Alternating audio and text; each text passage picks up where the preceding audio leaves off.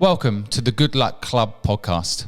We aim to bring you insights from the world's most successful entrepreneurs and change makers. They will share with you each week what they've learned building their businesses, the good and the bad. There is nothing more interesting than real life stories. Welcome to this week's episode of the Good Luck Club podcast. My guests today are entrepreneurs Angelina and Tenna. That's Tenna, not a fiver. The founders of an inspirational brand called Purearth. All the links to their brand will be in the podcast down below. Without further ado, let me introduce the founders to tell you their story. Guys, welcome to the show.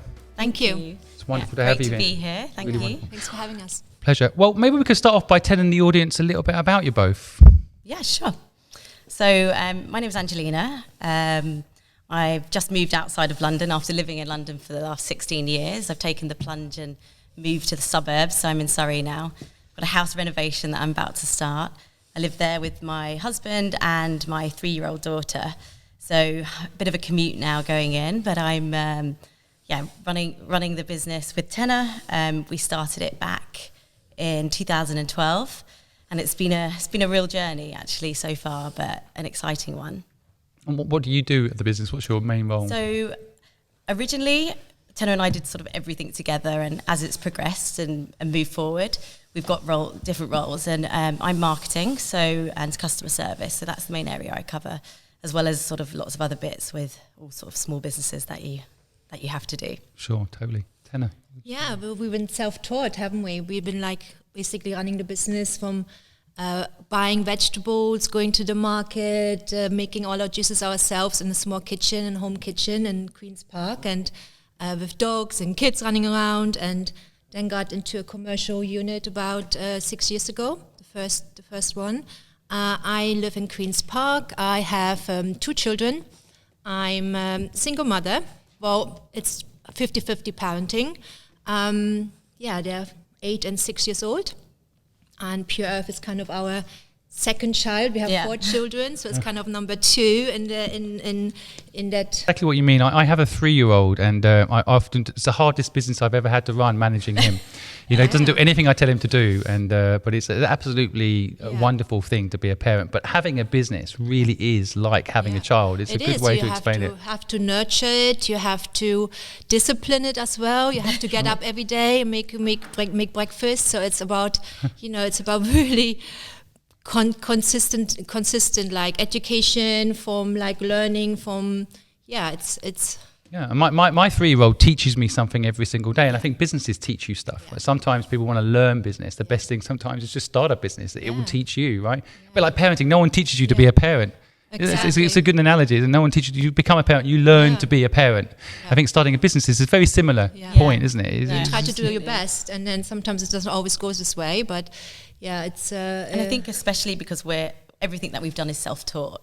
Because we started the business in a tiny kitchen in Tenna's flat actually, and we had a vision that we wanted to help people, and we knew that was our kind of like, this is what's pushing us to do it. But at the beginning, we didn't know what it was going to be, and I think everything that we've done has been self-taught. We've had to do everything from accounts to the bookkeeping. We've done the juicing, we've done the cleaning, we've done lots of cleaning and juicing. I've had times when I used to pick up the phone and used to be Helen because I was the accounts department. Like we were doing everything ourselves, and we've learned so much from it. And I think inspiration from children as well, having children ourselves, like that's inspired us and keeps us inspiring us to do different things. First, the innovation came more about the products we were lacking in the market. We wanted to kind of like find things which are more health conscious, which more have beneficial ingredients. And now it's more about like children, what our children need. So especially like now for vitamins and things. But it's everything. All the ingredients we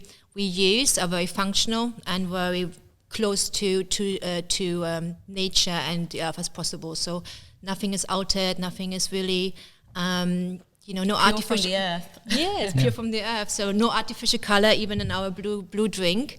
When we first bought that blue drink out, it was 5 years ago, and everyone was like, "Oh my God, she's gone mad." It's not a WKD, by the way. It's not, and it's kind of, being inspired, being like really looking at different perspective, really, how, where we wanted to sit and how do we want to nourish ourselves. And, there's a lot of different things how you can do it with yoga, with exercising, with reading, with education. But, nourishing the body is one of a big thing for us. We are foodies. We love food, and we love to make healthy food. So for us, it's really important to have ingredients which work, which have a function, and nothing which is artificial. And you've done such a wonderful job. I'm a big fan of your products, and it's just an awesome business you built together. Absolutely amazing. I think it's interesting though, just going back to that 2012, it's in the kitchen at your home, Tenna, thinking about building this business. How did it happen? A lot of my listeners out there dream of starting a business, and so how did it happen? Well, I think originally, like, inspiration for even working with food. I'm half Italian and big about food. Like, I've always been brought up for big family meals. It's either eating it, cooking it, juicing it, fermenting it. It's always like been such a big area. So I think the inspiration to have a food business was always something that was in my heart, like it's what I wanted to do. And I had a business before Purearth called Reality Check Management, which was a modelling agency, which I did for 8 years. And I kind of knew it wasn't really my calling of what I wanted to do. But Tenna and I were introduced to each other. I'd been away travelling for 6 months. And it just felt like we started chatting about it. And we had so many of the same ideas and synergies. And we just chatted about how we could do something together. Tenna had just had a baby. And I was like, I feel like my calling is to do something different. And we started chatting, and it just started to come together. And we both really felt that we wanted to do something that made a difference and had a purpose and to help people. That was essentially what kind of brought us together to do something.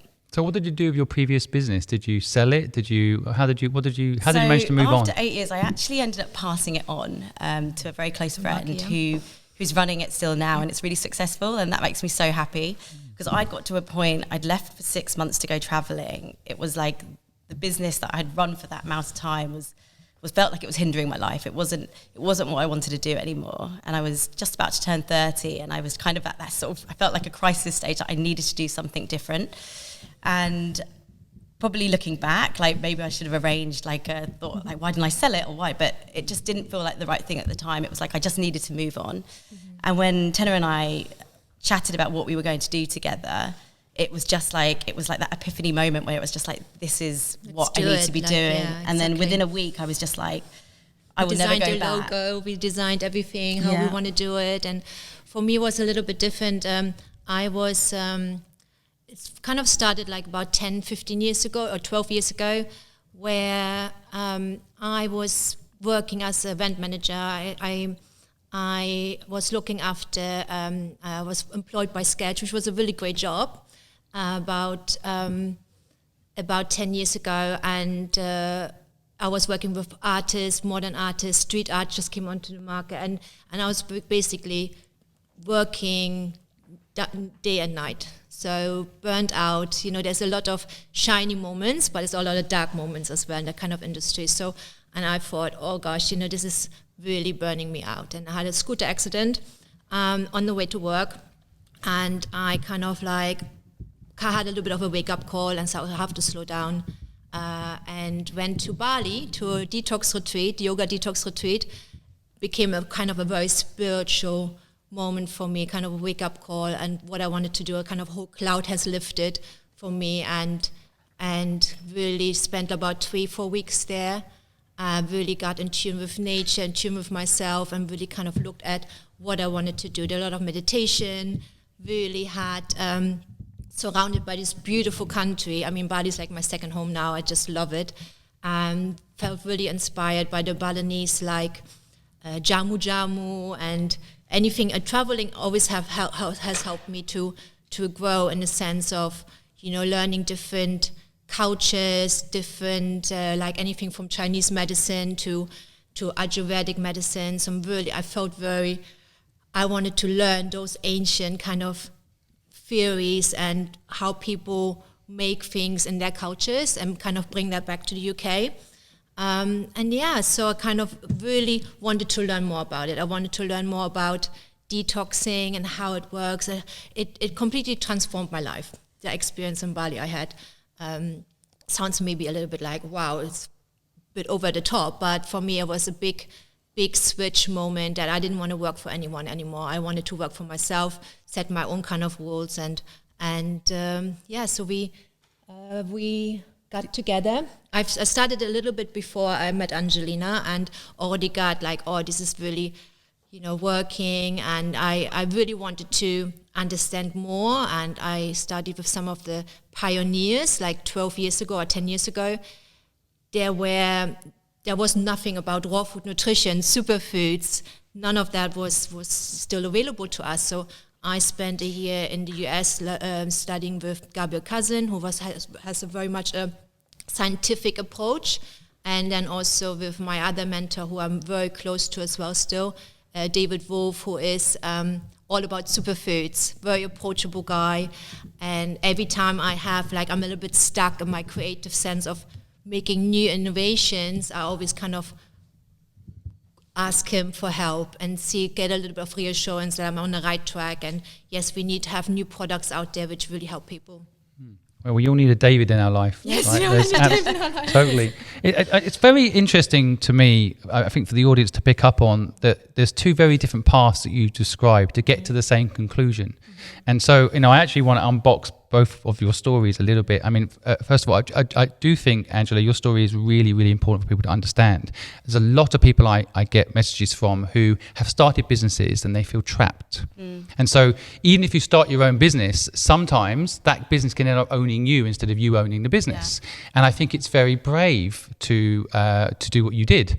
I think some people do hold out for 10 years longer than they should in the hope that they can sell the business they no longer enjoy. Yeah. So I think it's actually quite inspiring to hear your story about how you let someone else take over it and it's become a success without you in it. I have a similar experience, by the way. I handed one of my businesses over to someone else to run it and they made a great success of it. Yeah. It's actually very liberating. Yeah. And so somehow, just like having a job you don't like, I think people can get trapped in a business they don't like. It happens too. And I think when you're starting out your business, it's something to think about too, because these businesses take a long time to build. So you don't want to get trapped in that business. Yeah, and you also want to be compatible, when we not just met, but when we got together, we were like, we had this big sense of, that kind of, it wasn't about making money. It really was about making ourselves feel better, and also then, making juices for other people, for our family members, and then give us the feedback, oh, this is amazing, this is great.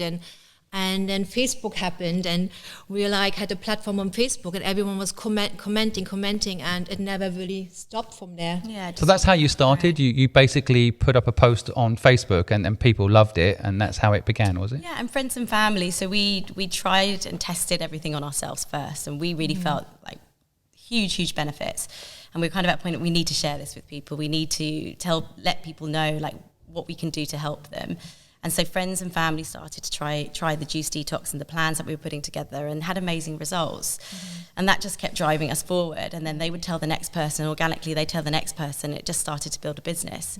And I think that's when we really kind of got excited, like this actually is a business now. This isn't just it was never a hobby, because I think we felt like could be something. We've both had that real desire that it was going to be something. And I think and we made them taste nice, because we're both foodies. We really like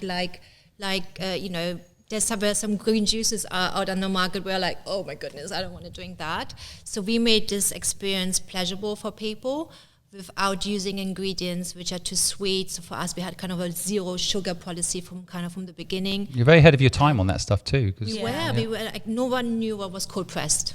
At that time, we were like, everything was just pasteurized, nothing was cold pressed. And that was I don't think it was a challenge, but people were, they were asking lots of questions. The education around the education about it. And we still didn't know. We were still learning every day. And, there was nobody we could kind of copy from. We had to kind of go with our gut, pun intended. But it's the same with the kefirs. We were the first one on the market in 2004. UK, Actually was part of our detox program. So the kefir water is a probiotic drink which people would consume when they come out of the detox, so to help with digestive enzymes to digest solid food again. So that has always been a part of our cleanse programs. All of the products, like the shots, the broths, everything is part of our cleanse program. So it's tried and tested on our customers.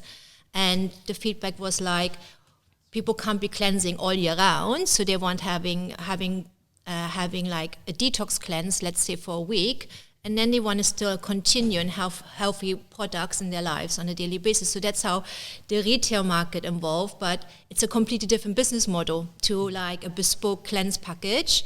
To retail is all about kind of like more, not mass production, but do bigger volumes, not something too bespoke. And so we've been growing, at different ranges, but everything kind of originated from the benefits people felt on those detox programs.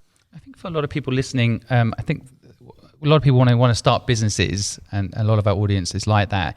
They have this kind of feeling that they need to, for example, raise money before they start. They need to, get the warehouse to manufacture the product. They need to, get it all distributed. They need all these deals in advance. It sounds like you guys literally sat in your kitchen, made a couple of nice drinks, and said, "Right, let's make the business," and posted it on Facebook, and that was the beginning. Is that a fair sum up? My advice there is just get started, right? Yeah, because it's like you can wait. Nothing's ever going to be perfect, and I think you can think you need this or you need that, but actually just get out there and do it. And I think especially with sort of food and drink based beverages and food, it's we didn't have any overheads. We were just making the juices. I would go around with my little smart car, deliver them. We had our own tags we used to stamp, and we had mason jars to begin with. So anything which we could recycle and bring back. For us, glass was always very important, not to go into the plastic kind of epidemics. We were just very into glass, focused on making things in this kind of sustainable way, but we used to have tags, and so we evolved a lot over the years. And I think the support net we had with our friends and family was very important. I mean, the first 2 years, we didn't pay ourselves. Everything gone back into the business. We got a bookkeeper. We had a business plan was done by with us and our friends and family. My ex-boyfriend, and we all lived together in the same house and the kids and the dog. So great hustle. And you were having a baby. I mean, you had a baby at that time as well, which is another really interesting thing. I think as someone, I've been a full-time father myself for the last couple of years. It's the hardest job I've ever done, as I mentioned, and I feel like having a child while starting a business is literally like having two children, right? So they sleep a lot at the beginning. It got more complicated when they're. Well, you were lucky if your baby slept. My son was always awake. I'm not sure mine did actually, but it's. But that would be another excuse not to do it. I would like to add. So people listening now, that are having children or have children, sometimes it is really difficult for people to start a business when they have a child. They think of a responsibility of costs, for example. You're not going to have a salary for 2 years, and they're going to need things. We needed that support net, and I think we're not gonna. Still from. Angelina was 1 year old, Han, when she went to nursery. My kids went with 2 full-time nursery, so we had to give up a lot of time. I went back to work at when she was 5 months, 3 days a week in, and then the rest of the time. I know when I left the hospital, I was sending emails.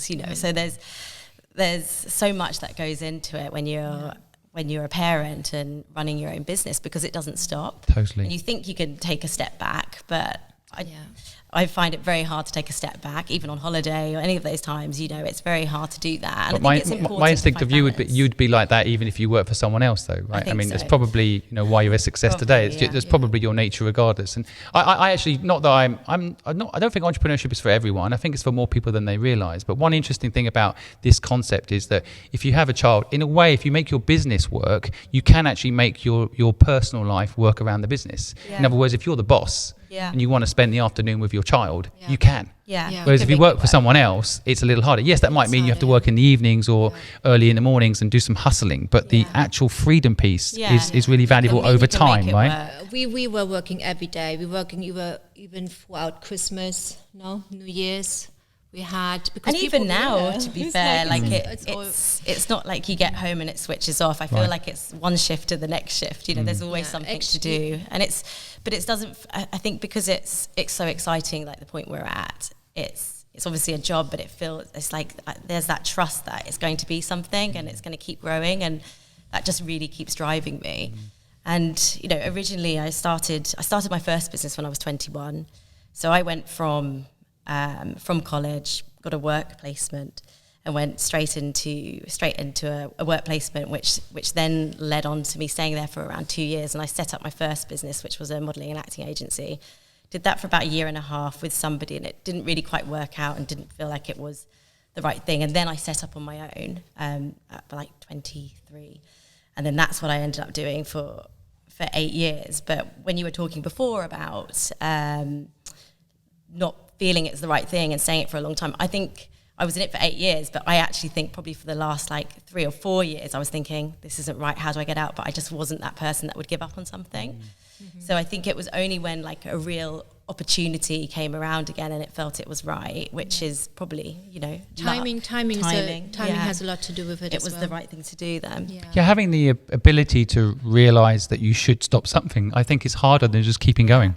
Yeah, it's so much easier to keep going. Yeah. And you feel like it had to be like, for me, it had to be like an unfortunate scooter accident to give me a wake-up call, to actually go really within, like, this is not right, this is just not been taken advantage of for like giving too much, but I loved it. I loved what I was doing before as well. So it's that's an interesting thing too. I mean, by the way, I'm also a big fan of Bali, and they don't sponsor this podcast, folks, just for the record. But I spend 3 months a year there. So I mean, last year I spent January, February. I love it there too. And for anyone that's not been there, it's got some spiritual energy to it that I can feel in your drinks. By the way, I feel there's some real special energy in there. It's not just the ingredients, isn't it? Sometimes there's an energy. Put the intention in. I think totally. That's a big part of it, isn't it? The love and intention goes in, and every products we develop, it's like.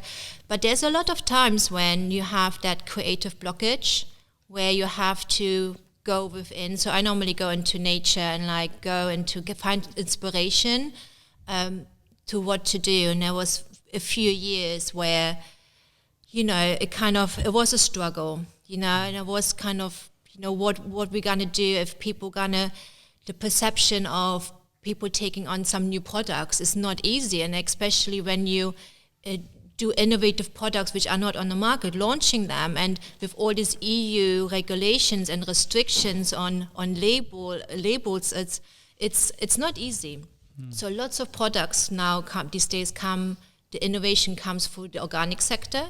So any kind of health claims, and you have to be there's so many restrictions. So it's hard for us even to say this is a probiotic drink, because we're not allowed to say that. So how do you get around on a small label to inform people what the drink actually is? Yeah, it's blue. Yeah, that's clever marketing. Clever marketing. So it's we had to use cultured, fermented, all like words which don't really feel like appealing to someone else, a fermented drink.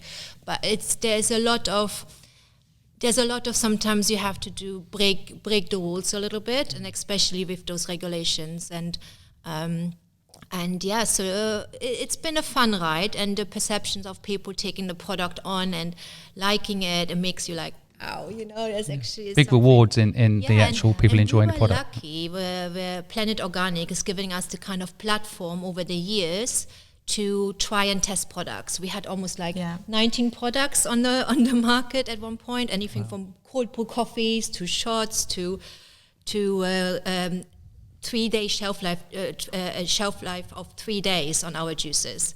That's so hard. You have to deliver the juices, they have to be sold. So when we started with Gales, our first big contract, we had the green juices there, but with a 3-day shelf life. So for my listeners that are in the US and overseas, Gales is a well-respected and liked coffee chain in London. So. Yeah. But I mean, I would just like to add your story, Tenna. There's a couple of things I want my listeners to pick up on that I think is a real insight from your story, is that you can love what you're doing.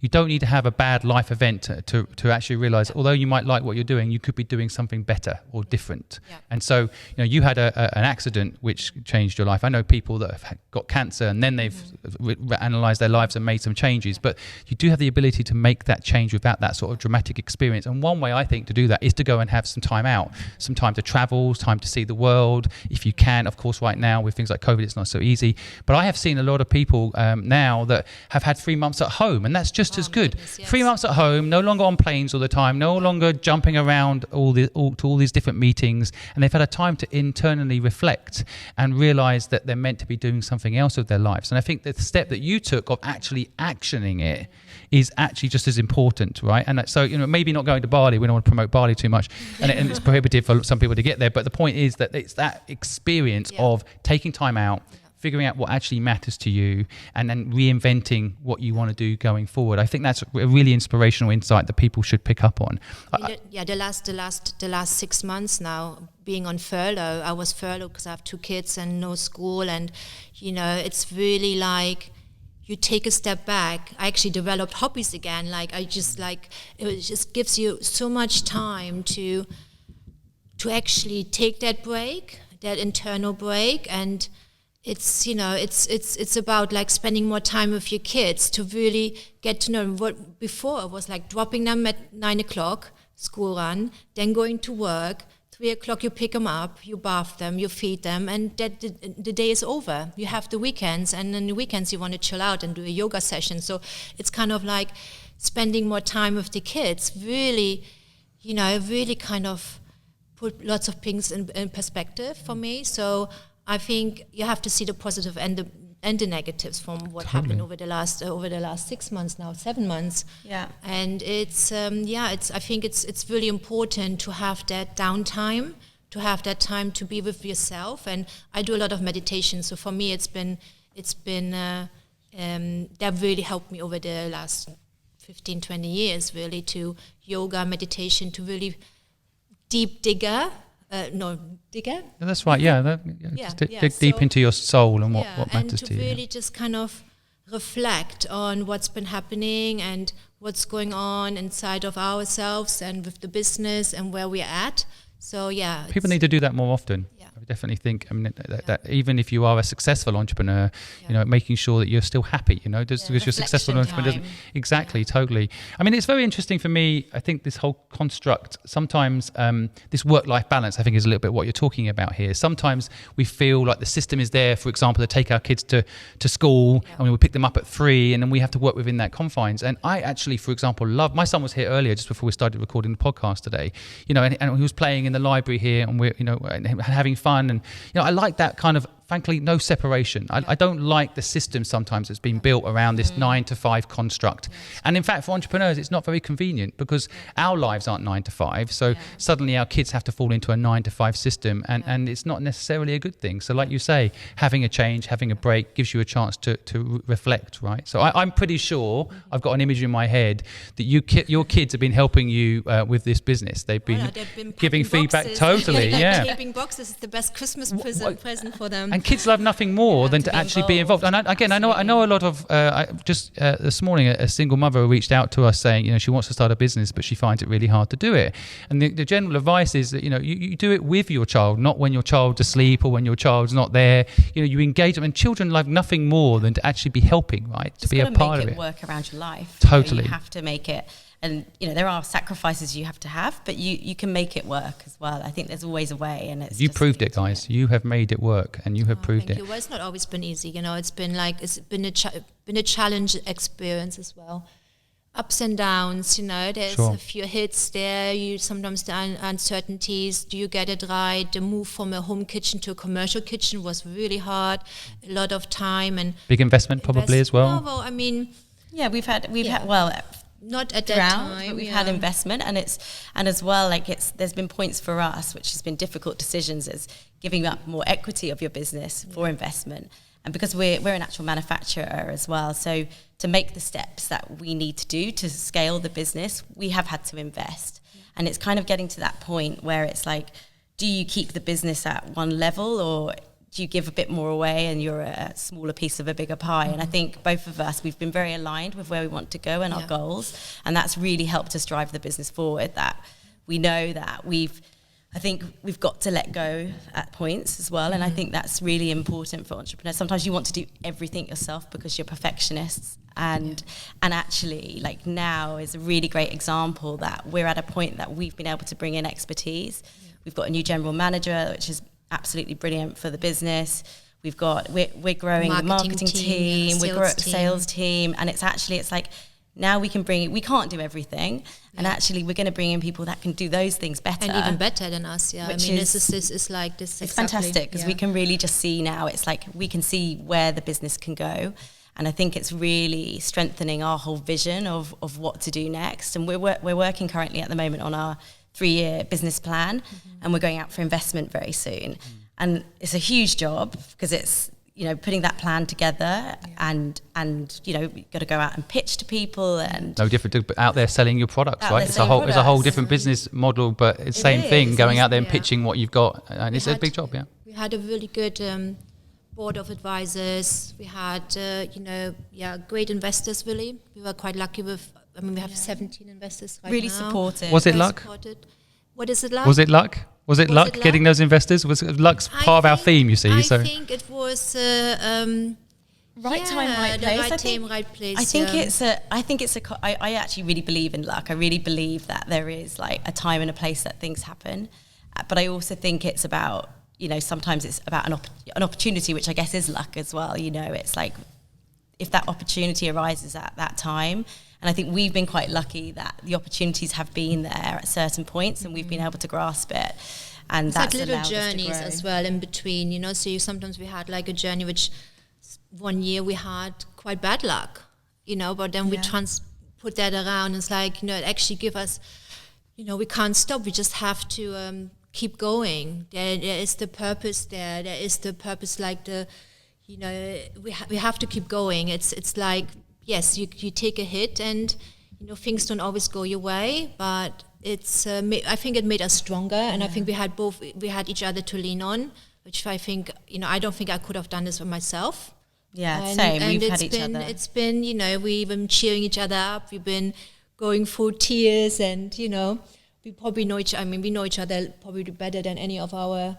We moved in with each other. We moved in with each other at one stage with the business, because we grew out of the tiny kitchen, and we needed so we moved into quite a big house. And it's actually quite funny, because we moved into this house because it had a big kitchen. So we then were able to employ a few people to do the juicing, and we were renting this house. So we were living there, we were producing everything in the kitchen. And the landlord came around one day, and we were like hiding boxes of bottles and things and juices, and he was looking around, and we were just like, we had this whole like juice factory going on there. But this is all going to make a great book later, by the way. I love this.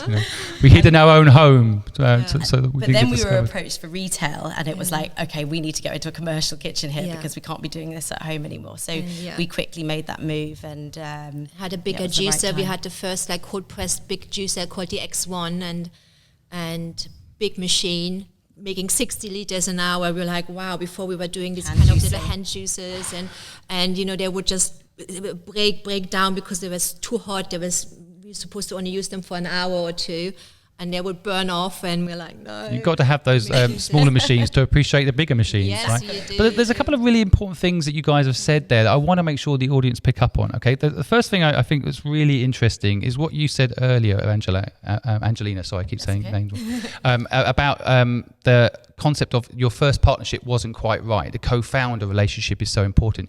You guys clearly have worked together for 8 years together, making this amazing business happen, and it's magic to see it when it happens. But a lot of people, for example, ask us, should they get a co-founder or shouldn't they? You guys have made it work, but you didn't make it work in the beginning. Any advice for people out there around this subject of co-foundership and whether you should have a co-founder? I think like listening to one another is so important. I think it's really, we have different views on certain things. We're aligned on a lot, which is great, but we have different views. And I think it's really understanding that view from the other person and considering it. And I think that really helps you make further decisions and the right decisions. But even it could be like just a good support net, even if you don't really like completely, we had really good trust in each other, but you could also make it work not just on your own if you have a vision, but if you have a good support net around you, I think that really helps. Speaking to advisors, there's a lot of help around now as well, where you can just tap into different people and listen to podcasts like yours. So it's very. I think it can be a lonely journey if you're on your own as well. And I think for us, like having one another has been a huge support network. Yeah. I think the other thing you mentioned that I think is key to it is purpose. So that can tie you guys together, and that can keep you pushing through the pain, right? So the passion has to be there. Otherwise, it's like getting up in the morning for, you have to keep going. And the purpose. We've been so fortunate. We had so many amazing clients over the years doing our programs, and the testimonials just speak for themselves, that we made their lives better. And that for me is kind of like, yes, this is what we live for. This is what what we wanted to do. Bring something alive and really have some purpose in this world. And that's why the new products come out. We really wanna make people feel healthier and live better lives. Prevent. It's not about curing. It's about prevention. It's about looking after yourself. Boost your immunity, all of those kind of things which are really important, especially right now. And I think it's been always very important for us to have functional drinks, to have a purpose and help people. And I think we always, when we look at the business as it's scaling and we grow and it's growing, we have to take a step back sometimes and keep going back to that purpose, because I think that's the core of what we do, and it's so important to keep driving forward. The purpose shifted a little bit. Before was kind of like, for different reasons. Now it's our inspirations are our kids. What can we do to invent better products for the next generation? How can we help them to, in this kind of a little bit of chaotic world at the moment where we're at, the kids looking up at us, and they can censor everything. They want to, we want to make people happier. We want to make people like more health conscious, really. What you put in your body is almost like, you are not what you are, what you eat. We are what you drink. You are what you drink. We are what you drink. But it's about just having a little bit of a different approach, and conscious eating, conscious living is, I think it's big up on the. Conscious eating is something, mindfulness is part of what you're talking about. That I didn't even hear that word until I was in my 30s. Purpose was never taught to me at school, for example. It was crazy. And the other thing I think you guys have got is kind of an alignment around moral code, just my sense, like making the product pure, doing the right thing. A lot of people, when they get into business with people, they don't check these things. They don't make sure they got the same alignment. I see a lot of partnerships go wrong around what you were just talking about earlier, Angelina, around you both want to expand it at this moment, it feels right, whereas one doesn't and one does. One's willing to get back to where one isn't.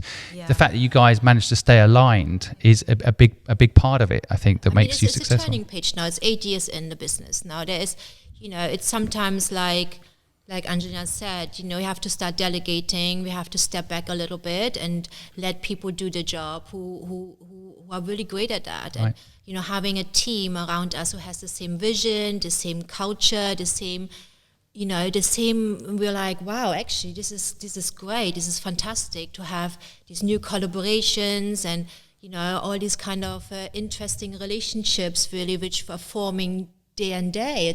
It's been, I think it's great now. We had each other to bounce off, but now we have this wider team, and it's becoming a really enjoyable. And now I think because it's been 8 years kind of hard work, now we kind of almost like see it flourish. I compare it always to a child being now a teenager, standing on its own feet and growing and taking responsibility. And yes, there's board meetings, there's business plans, there's fundraising, and it all makes sense. It all makes it's exciting. It's exciting. Feels like the right evolution for you guys, right? But again, I know a lot of our listeners who have businesses and they have trouble scaling them. And I think what you're helping people understand here with your own story is that sometimes you're the reason it's not scaling. You are the best salesperson, and you never recruit anyone better than you, because you are the best salesperson. You've been living and breathing the product for 8 years. So how can anyone else sell it better than you? But if you give someone the tools and the power, they can be better than you, or at least 80% at the beginning, and then that's better than you always being in the business instead of working on the business. I mean, with sales and with speaking to distributors, it's always good for them to hear. They want to hear. I mean, like people like Abel & Co, for example, is one of our best clients, and they want to hear that founder story. They want to see what has happened, and so it's there's a lot more behind behind the scene, what comes out, which is really exciting. So any of the sales calls we are on now, the big ones, they want to hear the founder story. So we help with that process. We are not doing it. We're not the salespeople anymore, but we are helping with that transition. I think as founders, you're always salespeople because you're always selling your own business. It's part of sell it best. When it's part of you almost. And for us, it's just... No one's going to sell it as well as you are. But what I've noticed, it's interesting you say that. I personally fell into the same trap. When you're selling your own business to clients, for example, or in your case, distribution partners, you are actually not always the best person to sell it because they can turn around and say, well, you guys own it, so do me a deal. Yeah. Whereas if it's a professional doing the transaction, you can be like, no, this is we're a professional business. This is our founder's story. Yeah. This is how they've worked so hard to get to this point where you're lucky enough to have this privilege of distributing the product. So it's quite interesting. I think a lot of people do get caught in the founder story. I mean, I work with big brands where they buy founder stories. That bit was almost like we bought this business, it's got an interesting founder story, and now we're just copying and pasting it and scaling it, and they don't need the founders. Well, but to be honest, sometimes we were like, we went to this distributor. It was one of our biggest break. The Marigold was a distributor who distributes to nationwide, but mainly Planet Organic and Whole Foods. And we had this conversation. We were like, we had a 3-day shelf life juice, and they're like, we really want to take you on, but we can't. It doesn't work. And then they were like, make us a product, like make us something that's got this longer shelf life. Yeah. And that's where we're like, right, what can we do? Yeah, that was our big break, and we were like really excited. And we were already working with Planet Organic before, but did all the deliveries ourselves, like to Gales, to Planet Organic. It was the best relationship. Again, another great learning from you guys. I want the listeners to pick up on. If you're trying to win a partner, most people go in there and say, this is what we've got to sell. Do you want it or not? What you guys are talking about, which is the nuance of sales that so many people miss, is you've gone in there, you've listened to your partner, Planet Organic, and you've come back and you've reverse engineered it. So you've managed to work with them, give them what they need while keeping your core values there, keeping your core needs there, and deliver the product they need that allows them to help you help them. Yeah, I think you've got to be flexible because if you're not, I don't think you can grow. And especially when you're a younger business and you're still trying to establish yourself and you're not quite sure which way it's going to go. Like for us, it's being flexible and being able to move with market changes and trends has really helped us to adapt. And I think sometimes people are so regimented in what they do, and then they get to a point that they can't change. And actually, for example, with what's happened over the last few months, we were really able to like, as everything changed overnight, we were able to change the business and deliver and upscale. We needed to upscale, which... We were really lucky we didn't have a shop front. We were always been an online e-commerce business, so it's been really easy to transition. And all the people we work with, like Ocado and Abel and Cole, they were kept going, and all the probably online not easy, but we managed to do it. But all the things which we've been saying for so many years about boosting immunity, all of that, all of a sudden everyone was talking about it, and we're like probiotics, and people like. Totally, yeah.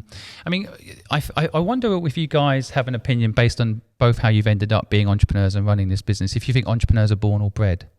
A bit of both, no? Yeah, I think a bit of both, because I think you're kind of born with characteristics for entrepreneurs, and I feel like any job that I've done, I've always put that extra mile in and made sure that I'm complete everything I'm supposed to do, never really take days off if I'm unwell. I've always just had that in me, which maybe is part of my upbringing as well.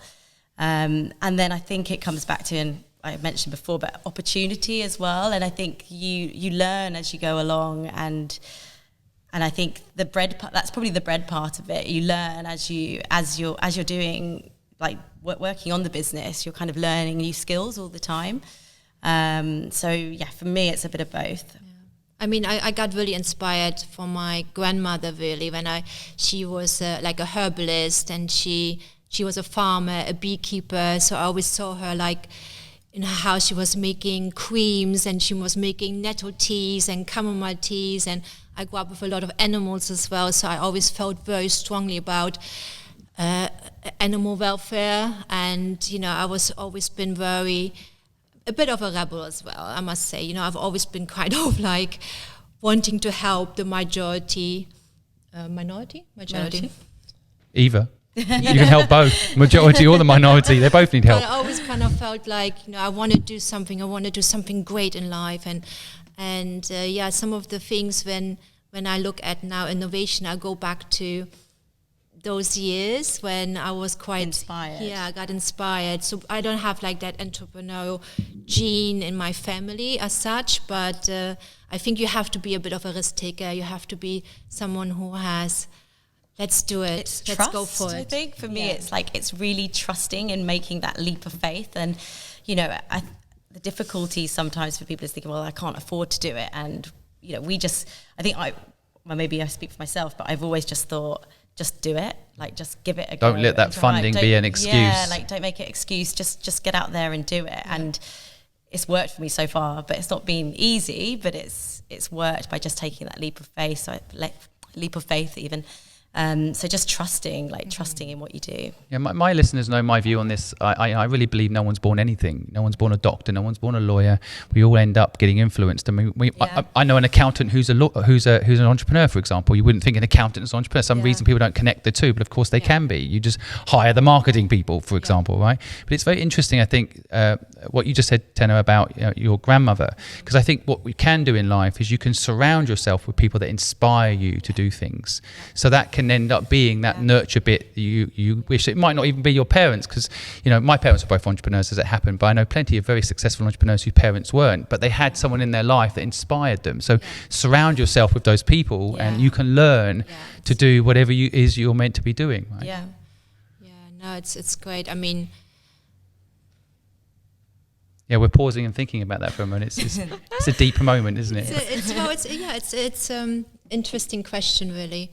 Where I think it changes as well when you grow. It changes where you talked about success and things before. It goes in different directions. The priorities shift a little bit, but in the end, it is it's important to stay true to yourself and stay true to who you want to be in life and what you want to contribute to the change or to the world, or do you want to be just following, or you want to leading something? And what you were just talking about, where you feel an urge to do something good and following through on that. But I think what I worry is a lot of people, for example, go into university and they lose that risk appetite because it gets trained out of them. To your point, Angelina, you were saying, you won't think about the money, you just do it. Yeah. That gets lost when you get more educated. Yeah. I think people, if you go to business school, for example, 9 out of 10 people that go to business school actually never start a business, because they come out the other end like, wow, why would I do that? Like all these businesses failing, debt problem, and they don't actually capture the essence of what it is to build a business, which you guys have described a few times in today's podcast. That energy, that excitement. I studied international law for a while. Wow! And then basically I took on the travel bug, and I was kind of like, was living in with 17. I had this opportunity to do an exchange program. So I went from Germany with 17 to the US, and I was again fortunate to get a scholarship for a year. And lived in California. I went to UCLA for a year, and I took international law. I didn't take it very seriously because I knew it was only for a year. So I had a really good time just hanging out in Manhattan Beach and just taking it easy. But then that travel bug kind of really kicked in, and I went over to Australia, I went to New Zealand, to Japan, and I think that really, for me, is now, it feels like that education for me, that kind of like. And it used to be quite easy just to travel around. I mean, this was now 20 years ago. I'm old. 20 years ago, I came to London in 1999, and I think that really made me, look back at those childhood memories, those memories I had from traveling, and what products are out there which could really could really work here in this market, because we look a lot to the US market and we are like 3 years behind and all of that, but some products don't work here like they do work in the US. So you have to look at your surroundings, what can work here in the UK, and then how you can scale it, and then how you can go internationally or European-wide. It's interesting. I've interviewed so many wonderfully interesting people, and I interviewed the founder of Try Yoga, which we all know in North London, Jonathan Sutton, and his story is absolutely unbelievable. I mean, I love his yoga studios. I love his whole business philosophy. But he was a lawyer before he started Try Yoga, and it's interesting because I think he talks a little bit about that and how if you know too much, it can also put you off doing business. Every time I ever sit with a lawyer, and I've had to deal with lawyers a few times in my life, it totally scares me about doing any business at all. Especially in America. Forget America. I would be so scared to do business in America because you feel everyone's going to sue you, and everyone I speak to's got a little slush fund on the side in America waiting for lawsuits. But didn't it put you off learning law? No, to be honest, I mean it was part of the journey. I was 19, 20, and I came back to lived in Berlin for a year. Again, it was at that time when Berlin was kind of gray zone, east meet west still, it was kind of lots going on, and now going back it's like amazing. It's just like blossomed so much. The country even has like this story to tell, and I think I was at the right time at the right place again.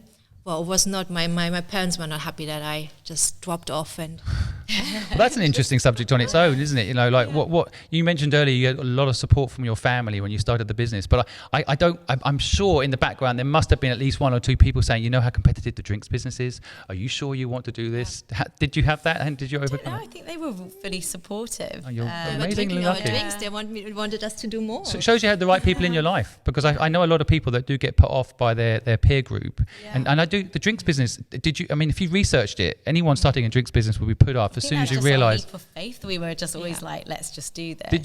It's better not to research sometimes. Because when you start a business, I think sometimes it's best just to start, and you'll learn how competitive it is once you're competing. And I guess the education side, like for me personally, like I didn't actually ever consider going to university, and now I'm surrounded by lots of people that all went to university. The people I work with, and me for that age I was at, it wasn't even something that I'd consider. I was like, I'm going to go out and work, and I knew that was just what I was going to do.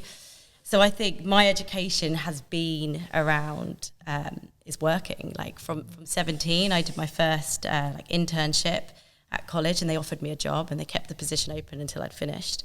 And I went straight into that, and then it's just like I've never looked back since. And I think it's probably maybe not knowing all the facts before I've gone into the next thing, but maybe that's been a good thing for me, not having that. Sometimes the facts can be distorting as well. Like there's this whole thing about, you're better off going to university and getting a degree than starting a business of your own.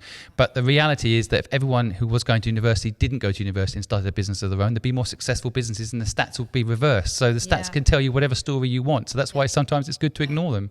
And what you said earlier resonated when you were talking about breaking the rules a little bit, which I know is when it comes to products, always a bit dangerous to talk that way, but you have to in business bend the rules, right? Otherwise, if you follow the rules, sometimes these rules are literally set out to stop you winning the game. It stopped you. I mean, we had so many curveballs really with bringing in products which people didn't even know what it was. They didn't know what, like spirulina or algae or cacao, raw cacao, all of these things were so new. And there's so many restrictions. If it's not on the list, it doesn't go in the shop. Like, for example, like charcoal, which has so many benefits of detoxing, and we really wanted to bring a product out for children actually, and they couldn't sell it because they were like, no, this is not on the list, it's restrictions. So a lot of things are opening up, and a lot of things, it's good to have sometimes restrictions because otherwise everyone would just claim all these benefits, but sometimes it goes too far the other way. We could do a whole podcast series on this because my wife's mother got quite sick with cancer, and all the doctors kept telling her was the medical approach to the problem. And so my wife had to go and learn kinesiology, and when she told the doctors that she was learning kinesiology, they laughed at her. It's almost as if that's pointless medicine. This holistic medicine is pointless, and it's totally overlooked in these systems that these things actually, although not medically approved necessarily, can do wonders, right? And that's back to your point about the products in childbirth. I wanted to have a natural birth because in my country it's very much, you don't go to the doctor until you actually, or Germany is not so much, but it's kind of like my GP was telling me, oh my God, no, you can't have the baby at home, water birth. She was like freaking out. And if I would have been younger, I probably would have said, okay, well, I really trust what she's saying. But, you have to sometimes go against intuition, you know, and and against the system a Yeah, little you have bit. to, because know, the you have system's to wrong really- sometimes. Yeah. You know? And I think when it comes to certain ingredients, I definitely think the system's wrong. People err on the side of caution because, of course, if they say yes to something and it has a problem, they're going to lose their jobs, right? course. But if they don't include it, they don't lose their job, and that means that people suffer because they don't get access to things that are good for them. But you know, now you look at this mental health. You know, you kind of like, where do people go for that? Well, it's only now being recognised, mental health. I feel like it's you know, it's not like you have a wing at the hospital for, you know, eye problems or ear problems, but there really feels like a total lack of facilities to help people with mental health. Again, a whole podcast series we could do, and I know as well that certain foods can help with certain mental health issues. Yeah. So that, you know, all nutrition and all that Gut stuff. All health is connected gut to, health, or to like, your, yeah. to your Yeah. brain. and how- Serotonin in Yeah. your gut is kind of like it's all connected. We A are happy so hormone. connected. Yeah, you know, and there's so much now we're learning about all of, you know, and we look at like different cultures, and again you see like fermentation was always something to preserve foods.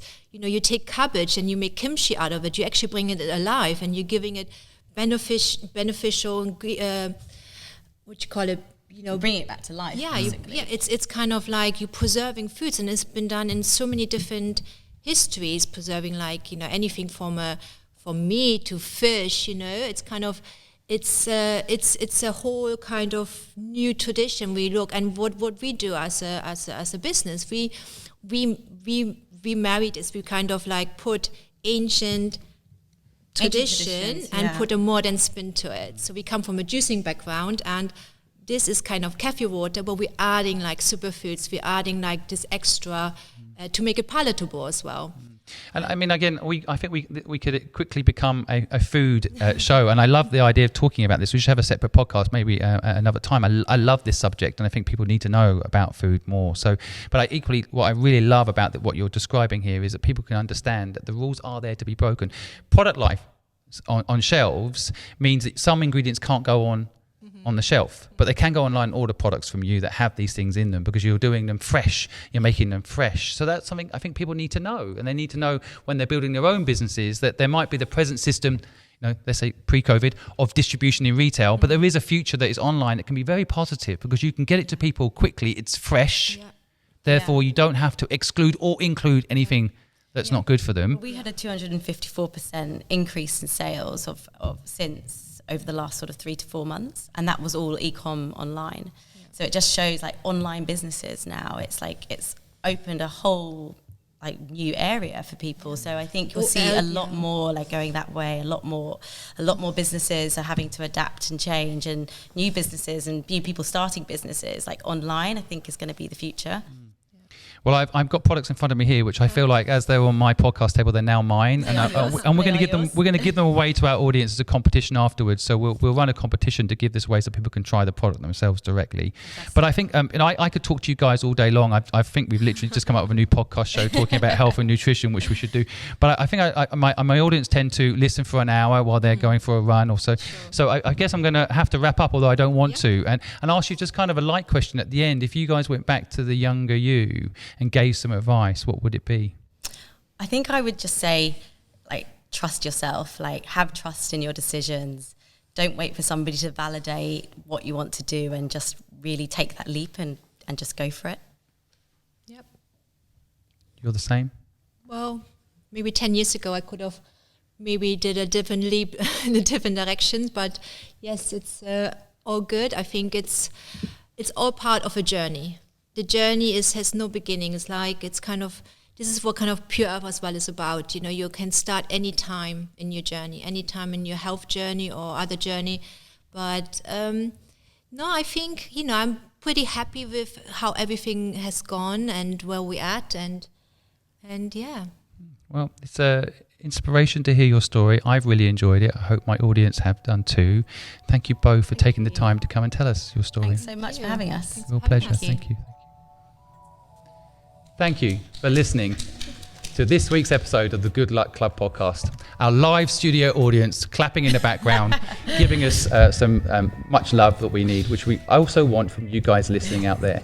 So if you found Angelina or Tenna's insights interesting, I would really appreciate it if you click the links below, went on their social media pages. They're very prominent on Instagram. Go give them a like, give them a hello. It doesn't cost you anything and would mean the world to them. I would also really appreciate it if perhaps you went and bought one of their products, or hang around for the extra time and find out how you can win some of their products. I want to thank you for taking the time to listen to our podcast today. I know you have thousands of podcasts you could be listening to. In fact, 851,000 podcasts you could be listening to. But you take the time out to listen to us, and we feel incredibly lucky.